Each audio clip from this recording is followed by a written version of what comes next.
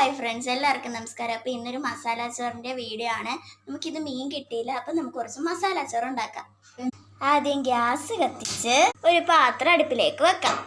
ചട്ടി ചൂടായി വന്നപ്പോൾ അതിൻ്റെ അകത്തേക്ക് കുറച്ച് സൺഫ്ലവർ ഒഴിക്കാം. ഇതിലേക്ക് നമുക്ക് കുറച്ച് 6 kg ചേർക്കാം. നമുക്ക് 1/2 കിലോ ഇറച്ചിക്കറിക്ക് ആവശ്യമായ സബോള, വെളുത്തുള്ളി, ഇഞ്ചി, പച്ചമുളക്, കറിവേപ്പില ഇത്രയും നമ്മൾ എടുത്ത് വെച്ചിട്ടുണ്ട്. ഈ എണ്ണ ചൂടായി വന്നപ്പോൾ അതിൻ്റെ അകത്തേക്ക് കുറച്ച് തേങ്ങ ഇട്ട് കൊടുക്കാവേ. തേങ്ങയൊന്ന് ബ്രൗൺ ഷെയ്ഡായി വന്നേക്കും നമ്മളിത് ഈ എടുത്ത് വച്ചിരിക്കുന്ന ഇതെല്ലാം കൂടി അതിൻ്റെ അകത്തേക്ക് ഇട്ട് നന്നായിട്ട് ഇളക്കി കൊടുക്കാവേ. ആവശ്യമായ ഉപ്പ് ചേർക്കാം.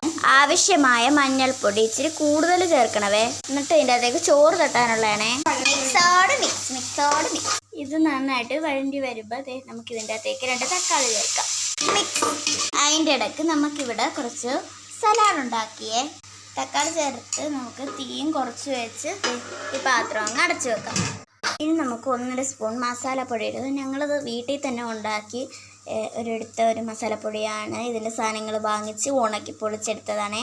ഉമ്മച്ചിയാണ് എല്ലാം ചെയ്യുന്നത്. ഞാനാണ് ഒരു ക്യാമറമാനായിട്ട് ഇങ്ങനെ നിന്നെല്ലാം നടക്കുന്നത്. മല്ലിയിലയും പുതിനയിലയും പൈനാപ്പിളും ഒക്കെ ഇട്ടതിന് ഒന്നും കൂടി ടേസ്റ്റ് ആയിരിക്കും. അവരാരും സ്ഥലത്തില്ലാത്തതുകൊണ്ട് ഇടുന്നില്ല. ഇത് മിൽക്ക് മെയ്ഡിൻ്റെ നാഴിയാണ്. നമുക്ക് ഇതിന് 2 നാഴിയാണ് നമ്മൾ ചോറ് വേവിച്ചിരിക്കുന്നത്. സുലേഖ അരിയാണേ. സുലേഖ അരി ഒത്തിരി വെന്ത് പോകാതെ നമ്മൾ റെഡിയാക്കി വെച്ചിട്ടുണ്ടേ. ആവശ്യത്തിന് ഉപ്പൊക്കെ ചേർത്ത് ഊറ്റി വെച്ചിരിക്കുവാണേ. ഇനി നമുക്ക് ഈ ചോറ് ഇതിൻ്റെ അകത്തേക്ക് തട്ടി കൊടുക്കാവേ. നല്ലപോലെ അടി കിടക്കുന്ന മസാലയും ചോറുമായിട്ട് നന്നായിട്ട് ഇളക്കി കൊടുക്കാം. അപ്പോൾ ഇത് നന്നായിട്ട് ഇളക്കി സെറ്റ് ആയിട്ട് വന്നിട്ടുണ്ട്. ഇനി കുറച്ച് നേരം തീ കുറച്ചിട്ടിട്ട് നമുക്കത് അടച്ച് വെക്കാം. ഇപ്പോഴേ ബിരിയാണിയുടെ ഒക്കെ ഒരു മണമൊക്കെ വരുന്നുണ്ട്. തൊട്ട് അടപ്പ് കത്തിച്ച് ഒരു ചട്ടി വെക്കാം. ഇതിലേക്ക് ആവശ്യമായ എണ്ണ ഒഴിക്കാം. ഗൈസ്, നമ്മൾ കുറച്ച് പപ്പടമൊക്കെ വാങ്ങിച്ചു വെച്ചിട്ടുണ്ട്. ഇപ്പുറത്ത് മസാല ചോറ് സെറ്റാകുന്നു. ഇനി നമുക്ക് ഈ മസാല ചോറിൻ്റെ തീ ഓഫാക്കാം. നമ്മളൊരു പപ്പടം അങ്ങോട്ട് ഇട്ടു.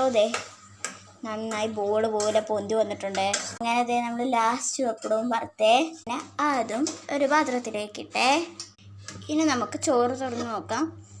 തുറക്കുമ്പോൾ തന്നെ നല്ലൊരു മണം വരുന്നുണ്ടേ. ഇനി എനിക്ക് ആവശ്യമായ ചോറ് ഞാൻ എടുക്കുവാണേ.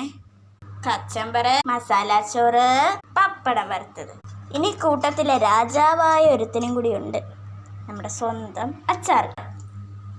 നല്ല സൂപ്പർ ടേസ്റ്റാണ് കേട്ടോ. ബിരിയാണിയുടെ അതുപോലത്തെ ടേസ്റ്റാണ്. മീൻ ഇറച്ചിയും കിട്ടിയില്ലെങ്കിൽ ഇത് തന്നെ ട്രൈ ചെയ്ത് നോക്കണം. ഞാൻ കൊള്ളാമെന്ന് പറഞ്ഞിട്ട് നിങ്ങൾക്ക് അറിയാൻ പറ്റുമോ കൊള്ളാമോ ഇല്ലെന്ന്. അപ്പോൾ എല്ലാവരും ട്രൈ ചെയ്ത് നോക്കിയിട്ട് കമൻറ്റ് അറിയിക്കണവേ.